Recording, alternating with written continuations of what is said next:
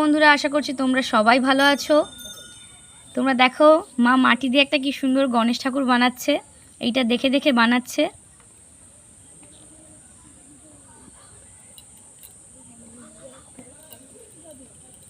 ঠিক এটার মতো হবে না, একটু আলাদাভাবে হবে।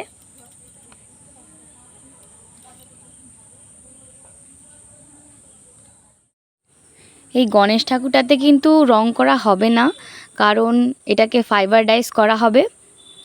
আর ফাইবার ডাইস করার পরে যখন আবার মাটি দিয়ে মূর্তি তৈরি করা হবে, তখন আবার কালার করা হবে। তাই তোমাদের কালার করা অবস্থায় এটা আমি দেখাতে পারছি না। এটাই মাটি দিয়ে তৈরি করা অবস্থাতেই চলে যাবে কলকাতাতে। মা কিন্তু পুজোর কাজের ফাঁকে ফাঁকেই কাজটা করে, তাই অনেকটাই সময় লেগেছে। রাতে যখন পুজোর কাজের চাপ থাকে না, সেই সময় কিন্তু বানিয়েছে। দেখো কত সুন্দর লাগছে। আমাদের ভিডিওগুলো যদি ভালো লেগে থাকে, অবশ্যই আমাদের চ্যানেলটিকে সাবস্ক্রাইব করো, তাহলে তোমরা এরকম নতুন নতুন আরও অনেক ভিডিও পাবে প্রতিদিন।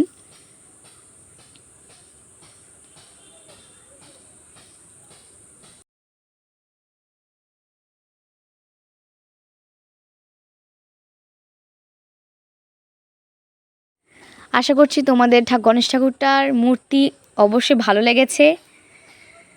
এখনকার জন্য টাটা, দেখা হচ্ছে পরের ভিডিওতে।